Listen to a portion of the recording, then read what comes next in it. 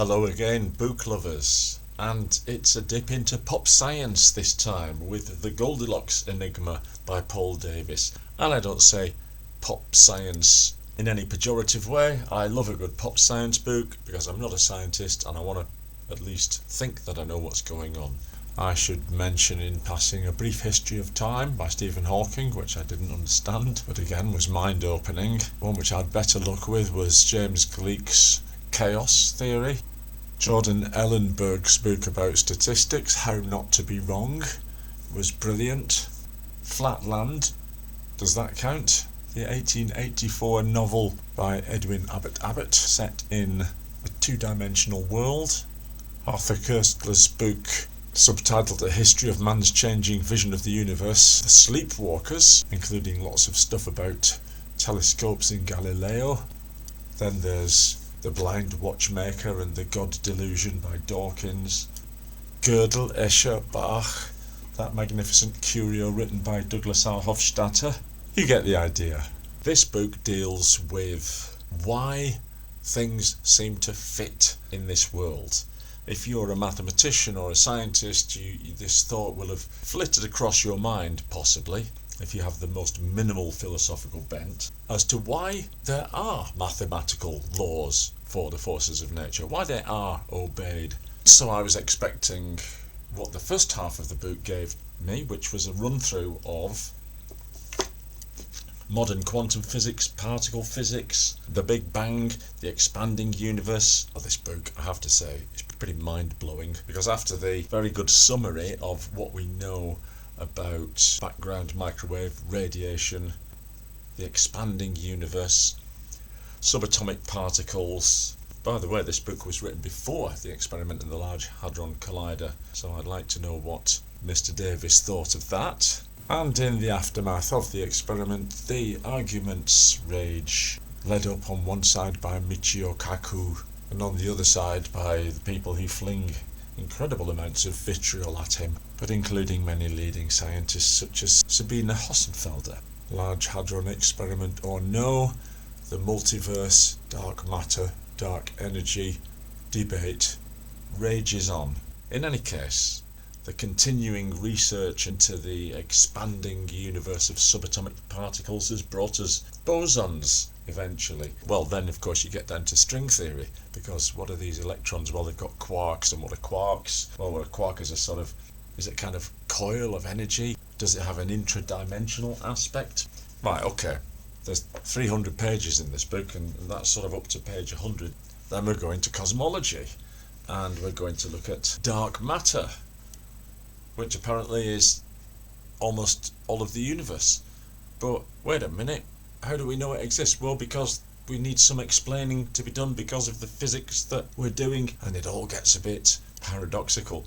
The theme of this book is really the paradox of life, and as you see, we've already done some weighty topics before we get to chapter 8, where we investigate the ramifications of the multiverse as one of the proposed solutions to this enigma. How do electrons form mass?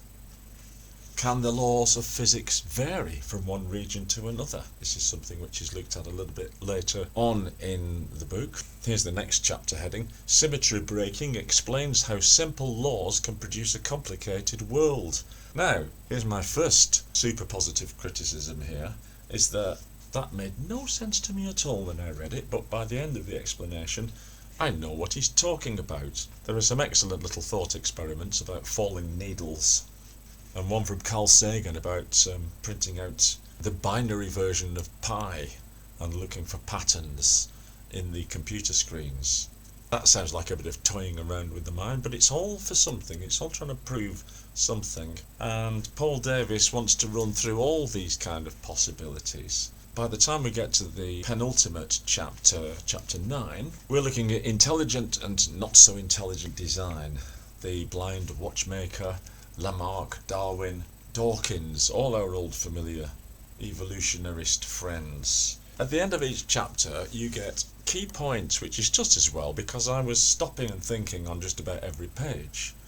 First, to make sure I'd understood what the physics of it, what was actually being said, and second, to start scratching away at the philosophical problems that this throws up. In any case, key points at the end of the chapters, very good idea. End of chapter 9.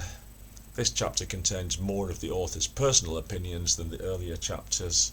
I think that's very well said. Here he's presenting the arguments for God, and he's clearly not a theist or a deist. Chapter 10, lastly, how come existence? I wasn't really expecting this. This now gets very, very philosophical. I thought I'd left the book in a cafe at one point, about 50 pages from the end of the 300, and decided to go back to the cafe, and if the book wasn't there and I'd lost it, I was going to get it again just to find out what was in the last 50 pages, about half of which is just recapitulation. But yes, it's driving on now towards a kind of a philosophy that's espoused by the author. And in order to present this to you, let me skip over the is light a wave or a particle bit, and some extraordinary findings from subatomic physics about how the past can be caused by the present stroke future. Wait a minute, we're all scratching our heads here. Aristotle talked about a final cause, so that if the blacksmith's banging at his forge, you might say, well, what's the cause of him doing that? Well, the cause is that he wants to make a horseshoe. So in some way, the last bit causes something previous to it. That's kind of stretching it in English. I think we would use a word like reason or purpose for something like that. However, it's included in causality, as Aristotle understands it, as one of the types of causes. But here it takes on a new life as the possibility of the emergence of an observer and life and a consciousness potentially causing something that happened a long time ago. Now, if you find that sentence puzzling, read the book, because this is where it's going. By way of a nice little spoiler, although you can't obviously spoil this book because it goes into philosophy. Let me just select the last part, the afterword, which has this marvellous exchange between Copleston and Russell as a chapter heading. Copleston says, but your general point then, Lord Russell, is that it's illegitimate even to ask the question of the cause of the world. And Russell says, yes, that is my position. And Copleston says, if it's a question that for you has no meaning, it's of course very difficult to discuss it, isn't it? And Russell says, yes, it is very difficult. What do you say? Shall we pass on to some other issue? This is kind of why I called my philosophy channel Quid Fedet.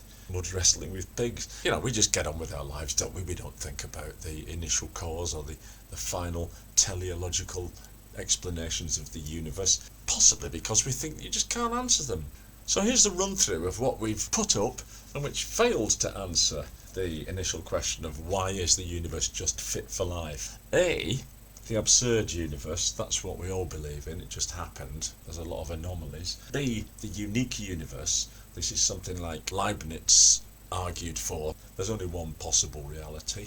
There's a strong and a weak form of this. One, it's necessarily so, and two, well, it could have been otherwise, but it isn't.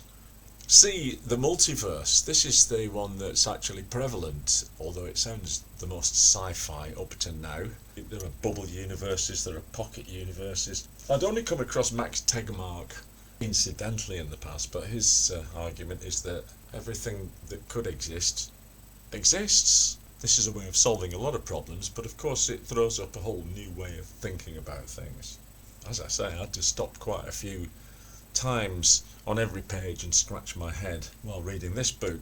D, intelligent design. That's the one that Mr. Davies gives short shrift to, but he outlines it before saying why he doesn't like it.